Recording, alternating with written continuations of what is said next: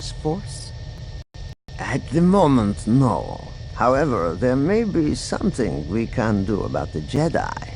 Harar indicated the stranger at the foot of the stairs. Elan, this is one of our field agents, Executor Nom Anur.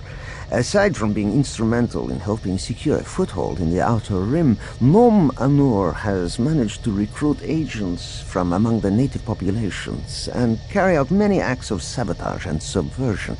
He's taking time out from his usual duties to oversee a project he and I have planned. Elan leveled an appraising gaze at Nom Anur as he climbed the stairs to stand before her. Dressed in an Uglith maskar, this one could easily pass for a human, she whispered to Vergere. He's an ambitious one, mistress, Vergere whispered back. Take care.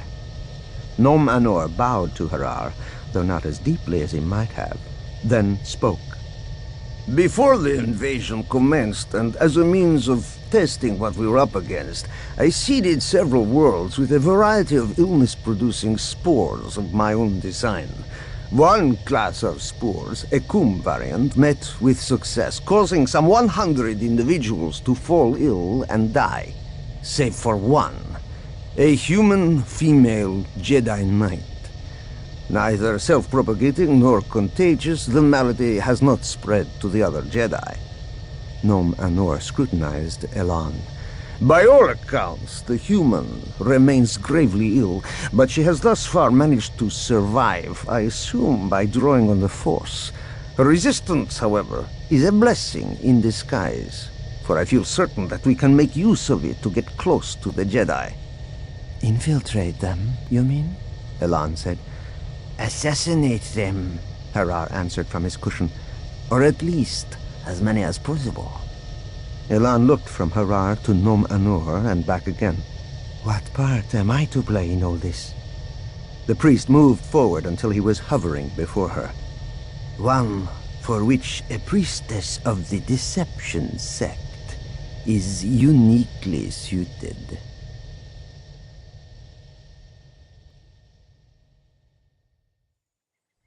Han stood on the brink with the tips of his knee-high black boots projecting over the edge of the natural bridge. The voices of his friends were distant enough to be indistinct. That section of the bridge lacked anything in the way of a railing, and nothing stood between him and the abyss. "You'll want to watch that first step, flyboy," Leia said from behind him. Han gave a start but didn't turn around. "Funny thing is, ground zero's always a lot closer than you think." Leia's footsteps drew nearer. "Even if that's true, you might want to consider a sturdy pair of repulsor boots." He aimed a skewed grin over his shoulder. "No need to worry, sweetheart. I'm already down there." Leia came alongside him and glanced warily over the edge. "And I thought the view from our apartment was unnerving." She took gentle hold of Han's arm and eased him back from the edge. "You're making me nervous." "That's got to be a first." He forced a smile. "I'm fine." Leia's brow furrowed. "Are you, Han? Today couldn't have been easy for you." He averted his gaze. "I wish I understood what I was feeling. I thought the ceremony would help put things to rest, but it's only made matters worse. Maybe if I'd been able to retrieve Chewie's body and there'd been some kind of funeral..." He allowed his words to trail off, then shook his head angrily. "What am I talking about? It's more than missing out on some ritual." Leia waited for him to continue. "I know I can't change what happened at Cernpadal, but I blame myself for